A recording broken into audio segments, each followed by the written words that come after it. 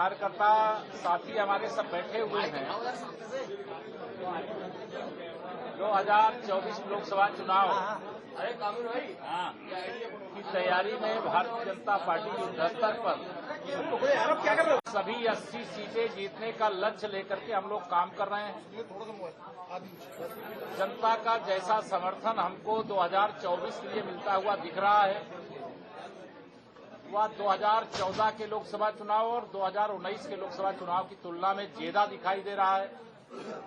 इसलिए हम लोग 14 में जो 73 सांसद जीतने का आंकड़ा है उसको भी 24 में पार करेंगे और 80 की 80 लोकसभा सीटें जीतेंगे।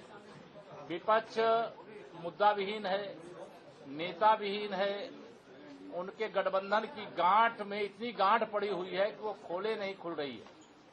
इसलिए विरोधियों के मन में एक डर है, क्योंकि वह परिवारवादी राजनीतिक दल हैं, भ्रष्टाचार के आरोपों से घिरे हुए हैं।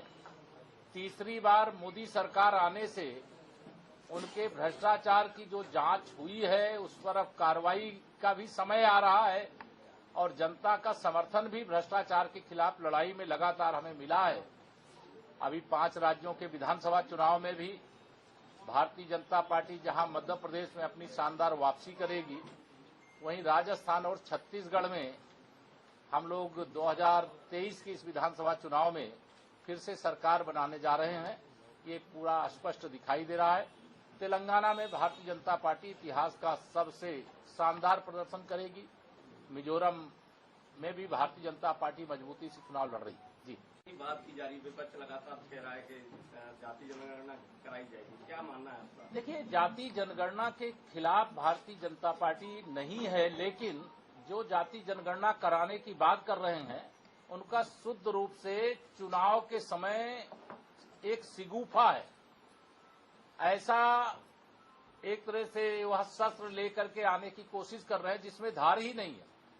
जब यह सत्ता में थे तब इन लोगों ने कुछ किया नहीं। जब सत्ता में नहीं है, 2024 का लोकसभा चुनाव सामने है, तब इन्हें पिछड़े वर्ग की याद आएगी, फिर अनुसूचित वर्ग की याद आएगी, उसके बाद अनुसूचित जनजाति वर्ग की याद आएगी, फिर गरीबों की याद आएगी, फिर महिलाओं की याद आएगी। लेकिन इनकी नीयत खराब है। ये किसी के सगे नहीं है। जब सत्ता में थे किसी का ध्यान नहीं रखा, जब सत्ता से बेदखल हो गए तब इस प्रकार के यह विषय उठा रहे जिसे जनता नकार चुकी। सर, आप प्रमाण पत्र की बात बता रहे हैं, क्या कहेंगे?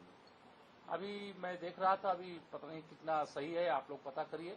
शायद उनका जो मुकदमा है माननीय न्यायालय के समक्ष वह नकार दिया गया है और शायद, मैं अभी अधिकृत नहीं बोल रहा हूं, आप देख करके, अभी वो चूंकि मामला अदालत में है और अदालत ने ही जब उसको नकार दिया है तो हमको कुछ कहने की आवश्यकता नहीं। लेकिन यह ध्यान में रहे सबके कि जो गलत करेगा वो बचेगा नहीं, वो चाहे मोहम्मद आजम खां हो और या कोई और। सर, इंडिया के बारे में यही कहूंगा कि भारत इस समय प्रगति के पथ पर आगे बढ़ रहा है। इंडिया के नाम पे जो तथाकथित ठगबंधन है उसका आपस में ही मैं अभी देख रहा था, कल सपा और कांग्रेस के बीच में दूरियां बढ़ना शुरू हो गई हैं। तो खैर, हमको सपा और कांग्रेस की दोस्ती और दुश्मनी से कोई फर्क नहीं पड़ता है। यह सारे लोग 2019 में मिलकर के भाजपा के खिलाफ लड़ चुके हैं और भाजपा उस समय भी जबरदस्त प्रदर्शन किया है और देश में हम 300 से अधिक अकेले भाजपा के सांसद जीते थे और यह आंकड़ा 2024 में बढ़ेगा और 2019 से भी बड़ी विजय लोकसभा में प्राप्त करेंगे। धन्यवाद।